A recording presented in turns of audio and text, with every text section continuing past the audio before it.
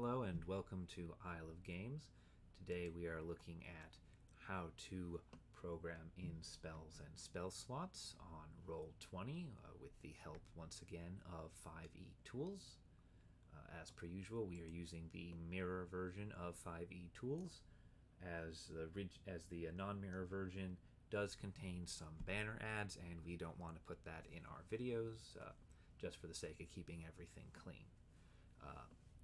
So for us to begin, we're going to go into our lovely little Roll20 screen with the map. We've all loaded in. We have opened up our journal to the characters, and we will be looking at Fasuki, our goblin wizard, this time. As you can see, Fasuki is already a fully programmed level 1 wizard in Roll20. Excuse me, apologies for the frog in my throat today. But we have not programmed his spells, which is what we are going to be going over today, as we have not done that yet. As you can see, Roll20 has already registered him as a level 1 wizard. It has named his spell casting ability as Intelligence. It has calculated his spell save DC and his spell attack bonus based on, if we go back to the core page here, on his intelligence modifier and his proficiency bonus found on this page. So what you want to do is you want to click on this here little spells tab to go to spells. You'll notice that it gave him the spell slots, but not the slots remaining, because it does not register him as having actually rested to gain the spell slots or anything of that sort. So first thing we're going to do is we're going to tick this up to number 2 to match the slots total, because he hasn't spent any yet. And then what we are going to do is we are going to go over to 5e Tools. We're going to look at some spells to see what spells we want. Now, spells can be found very easily right here on the home page, or if you want to, you can go to References and select spells from the drop-down list on References. We can see also, if we go to Classes, Fasuki is a wizard. We have pulled up wizard here and selected it. So we know that Fasuki is a level 1 wizard, and at level 1 he knows 3 cantrips of the wizard spell list, and he has a spell book containing 6 first level wizard spells. We will be going through how to program those in today. So we're going to go over to this other page, which is our spell list that we have set up, and what we want to do is we're going to click on Filter. We're going to select the levels of spells we want to look at, and we're going to select the class of character that can use the type of spells we want to look at, so that we don't waste our time looking at warlock or druid spells when we want to be looking at wizards. So we're going to save these changes, and now you see we only have first level and cantrips available. We're going to organize them by level so that we can look at cantrips and then first level spells one after the other. Alright, so for this, I think a good first spell to take for him would be Mage Hand. So we are going to go back to the Roll20 tab. We're going to go over here to our compendium, and we're going to see if Mage Hand is in the compendium. And look at that, it is. So what we're going to do is we're going to left click and drag over till we see the accepting drop from compendium sign, and we're going to release it. And right there, Mage Hand appears.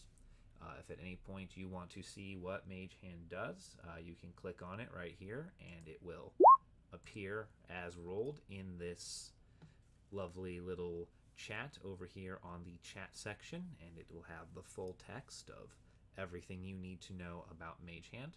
However, if you want to be a little more discreet about what you are doing, you can also click on the info symbol right here, and it will have all that same information available for you, but without entering into the public chat and alerting everyone as to what you might be clicking on or what you're doing if you're trying to plan something sneaky to surprise the dungeon master with.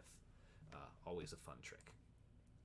So that's Mage Hand. We get 2 more spell slots, or cantrips I should say, and I'm thinking Minor Illusion is something I have always enjoyed to playing as. So we're going to go back over to the compendium, and we're going to see if Minor Illusion is in here. It should be. And as you can see, we don't have to type in the whole thing. We just have to type in enough for it to register a limited number of spells or cantrips for us to look at. And we're just going to bring over Minor Illusion. So that's number 2. And then finally, the third one I want to look at, you might have seen a little bit earlier, I did still have it up, but I want to look at, where did it go now? Sword Burst, there we are. Now, Sword Burst, unlike the other two, this is an attacking cantrip, and it is from Tasha's Cauldron of Everything, which means it should not be included in the default Roll20 package. So let's just check Sword Burst, and you see no results found. So that means the spell is not preloaded in the compendium for us to use. What does that mean for us? It means we can still use it. We just have to go about it a little bit differently. We're going to come over here to the lovely little plus sign, and we're going to add in our own cantrip. We're going to type in the name Sword Burst, and then we are going to begin bringing over all the information that Sword Burst would normally accompany it. So for starters, we have this text right here. You notice I'm not taking this bottom text. That goes in a separate box on the Roll20 compendium, but we're going to copy this. And we're going to remember that it's a conjuration cantrip, and it costs 1 action to do. So we're going to select the school, conjuration. We're going to go to casting time, type in 1 action. Then we're going to go over to description, and we're going to paste all that text that we brought over that talks about what this spell does. Then we're going to go back over here. We're going to copy this text that talks about what happens when the spell is cast while you are at a higher level. This is your higher level casting sort of text here for cantrips. It's not technically a higher level casting. It's you casting while you are at a higher level. And we're going to remember that it is a self with 5-foot radius with V components and instantaneous duration. So got a range of self with the 5-foot radius addendum here. It is verbal only. Its duration is instantaneous, and I will spell it correctly this time. And then we bring over our text on higher level casting. Now we want to go down here, or I should say up here, to spell casting ability. We want to change this to spell. This is going to tell the computer Roll20 that it wants to use our intelligence modifier, which is our spell casting ability, to cast this spell with. It doesn't particularly matter for cantrips. There's no real modifiers on it. Well, I guess the modifier would be this spell save DC, because it does require a saving throw, so it does matter, actually. I correct myself. And with that, we're going to change the output now from spell card to attack, because this is a spell attack. This does damage. Now, we're not going to give it a melee or ranged attack, because this is in fact a saving throw spell. If it said make a melee attack or a ranged attack, we would select one of these, but it does not. So instead, we're just going to go directly to damage, and it is 1d6. We just type that in. It is 1d6 force damage. And there is, and then we go down here to cantrip progression. It is on cantrip dice, as the number of dice increases at certain levels when you cast this cantrip. And then finally, we're going to go to saving throw. I'm going to select DEX for dexterity. And we will mark down that on a successful saving throw, you take no damage. With that, we are done. So we're going to come back up here. We're going to click the little gearbox, and now you can see everything is written out the way it normally is. And then we'll just close it. If I can get my buttons to click. There we go. Sorry about that. Yeah, you can see over here in chat I accidentally rolled with it, and you can see it is now actually functioning perfectly. DC 13, saving throw for no damage, or you take 4 points of force damage as rolled by the Sword Burst. And if we come back over to our core, you can now see that Sword Burst has been added to our attacks and spell casting right up here, with the DC 13 saving throw listed as its attack, because it is a save, not an attack. And that is just available for us now on this homepage at any time without having to go back to the spells page every time we want to look at a damaging spell. Alright, so those are cantrips. So we're going to take our cantrips off of this list. We just click right here and voila, no cantrips.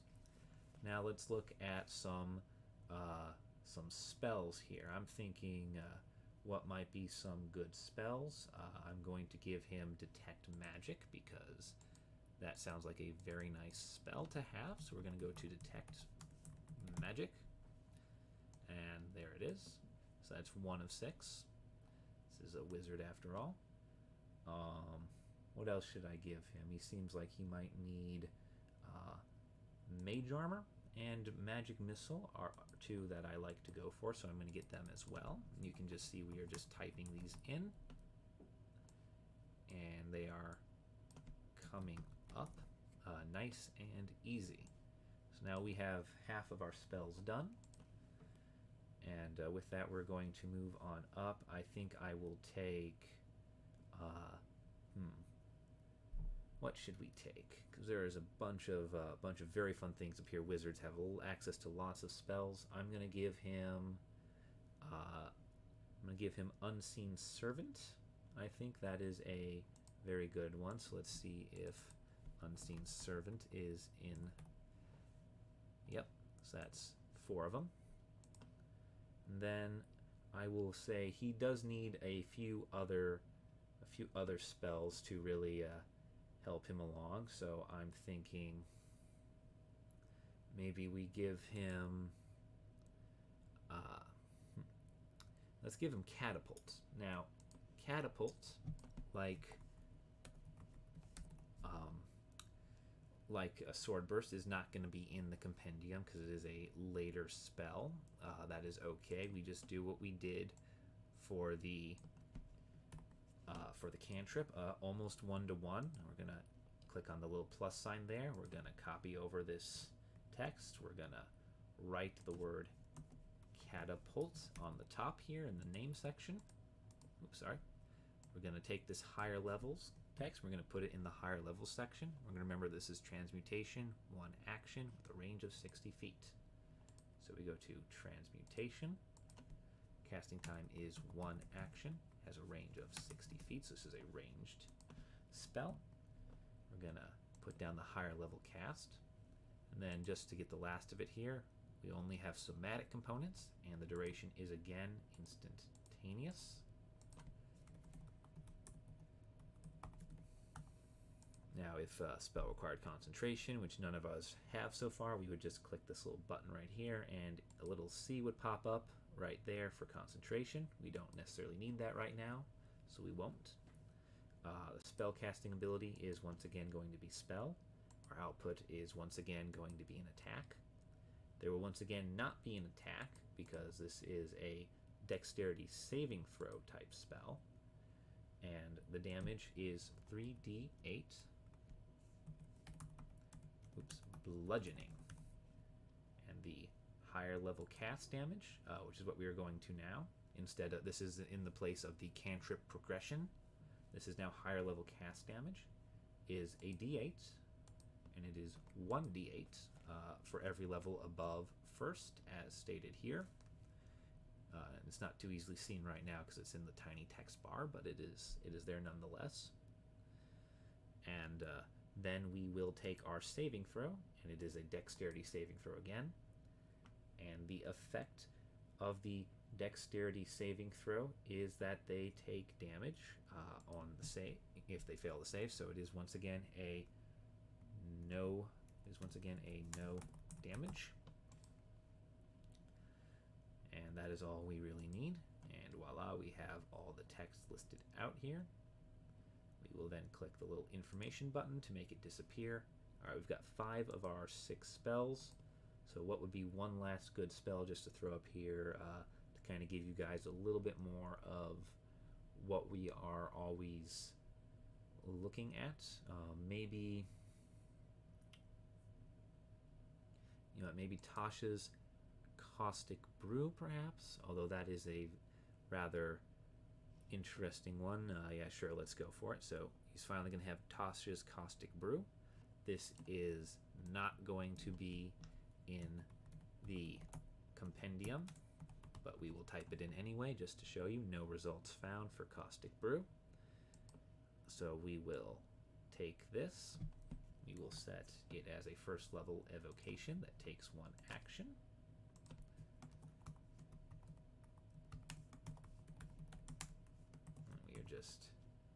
we're just gonna plug and chug right here. That's most of how these spells are programmed in.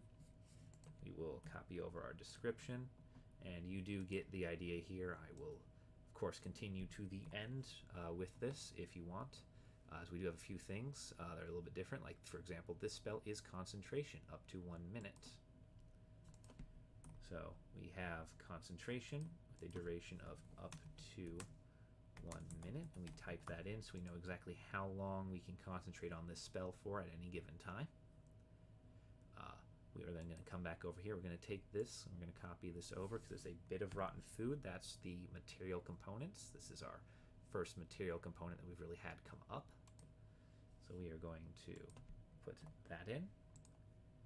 Finally, the range is self in a 30-foot line, so it is another one of those with the little modifiers attached to it on how it works. Spellcasting ability is spell. Output is attack. It is, once again, a dexterity saving throw. And it is no damage on a successful save. Higher level cast is 2 d4s, which is different from the 1d8 that we saw in Catapult. It is one of the few spells that goes up by multiples of 2 instead of multiples of 1, so that is always very fun to see. And the initial damage is, of course, 2d4, so there is no spell attack, but it is 2d4 acid damage.